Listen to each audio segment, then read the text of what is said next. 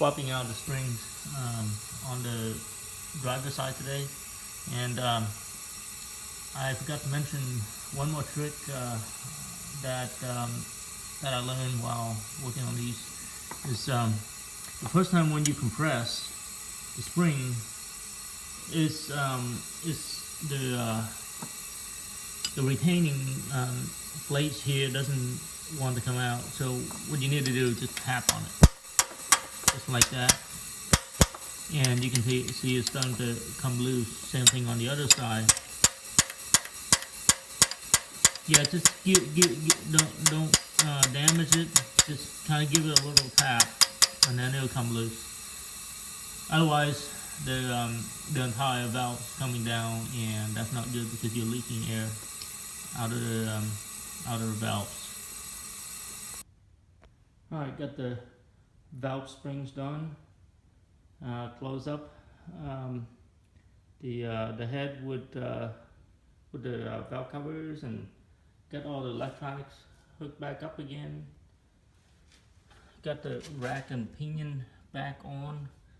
It's kind of a major pain in the butt to get those back on. Get the hydraulic lines hooked up, and then put this bracket back on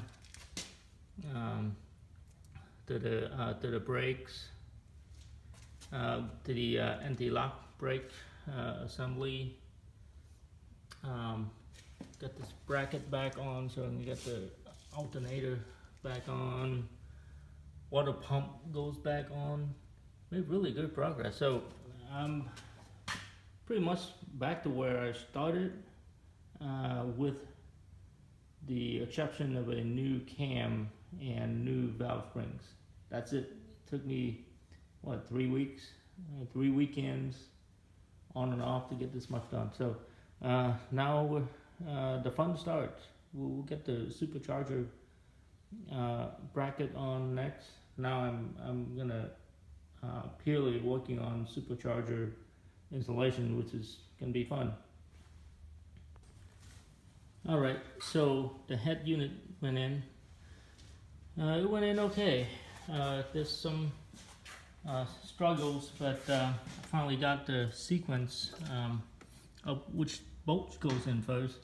So the biggest pain is there's a bolt in there, the one that's let's see my finger, here we go.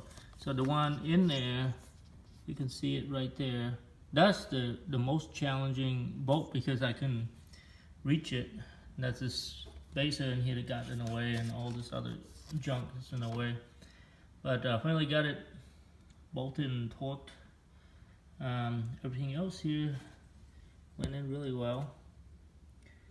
Get all torqued up, except for these two bolts. This one and this one up here. This is the tensioner bolt. I'm gonna adjust and tighten later. So got the belt all looped up. That's kind of a pain too. You kind of have to get the belt lined up when you get the Supercharger in at the same time. So you guys have really big hands, you're gonna have trouble getting the belts and all this other stuff in. Might have one of your kids to help you. But anyway, that's where I'm at right now. Everything else out here is still wide open.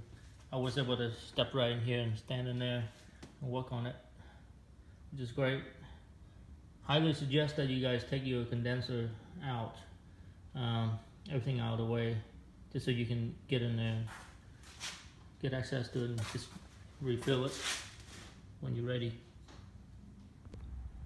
I got about half of the plumbing in. Everything looks pretty good. Fitted okay. So what you're looking at is the cooler, or the intercooler. These plates are for getting the air through here, because this intercooler is pretty much blocking off a lot of air, and you need to get some to the back to get into the radiators and condensing and all that. So that's what it's for. Let's get the air back there. 2 plates mounted by just a couple of bolts on each side. And then this is the input, or the air intake.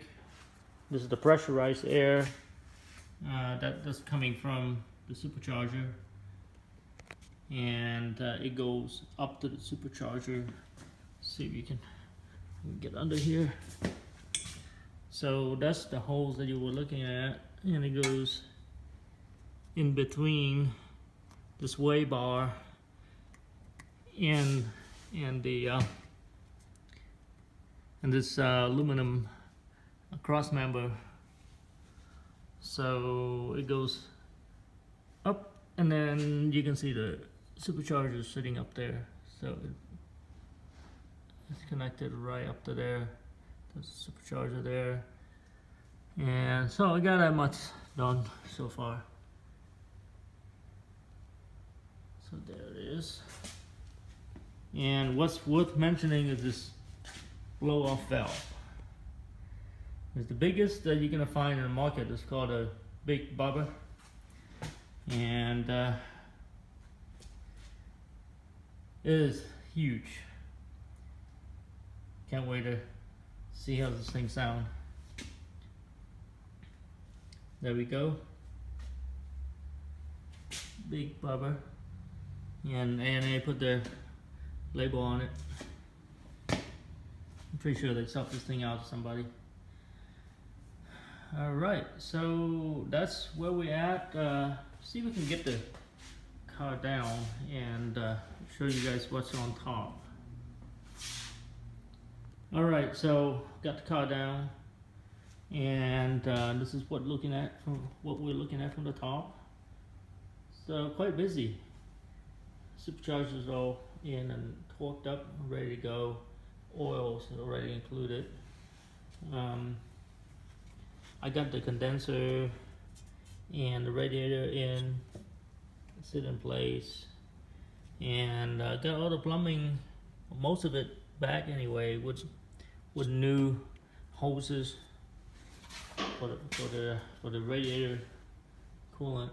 It's a good idea to replace these while you took it out anyway. Both hoses were replaced with a new one. So that's looking through the back. I had to drill a 1/2 inch NPT drill and tap a 1/2 inch MBT here. This is for relieving the pressure that's in the on top of the head. And they explained a reason for that. I just don't remember what it was. Something about not splashing, and to prevent the splashing, and not require a catch can or something like that. I didn't get it, but it doesn't matter. Just do what they said. And so that goes to this other 1/2 inch NPT that's eventually is going to go into the filter, the air filter. So anyhow, that's where we at. This is looking from the top.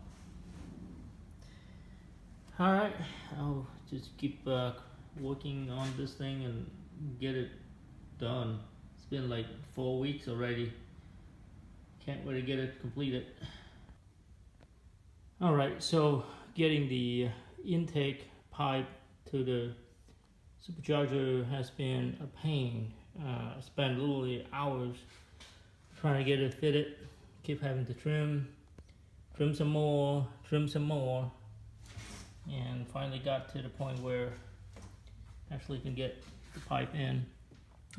The manual didn't say anything about the fan shroud being in the way, but you can see right here I had to like trim all this to get the pipe in.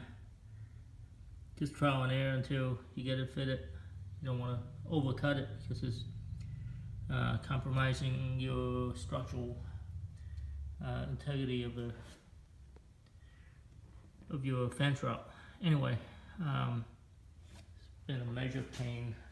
And I found a way to pull the radiator assembly forward, just attach it to my workbench right there, and then pull it.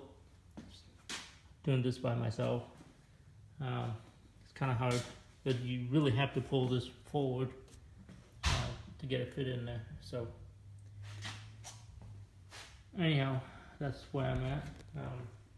Let's see, this piece, show you a mock-up version of it. This is what's going inside, and it is so tight.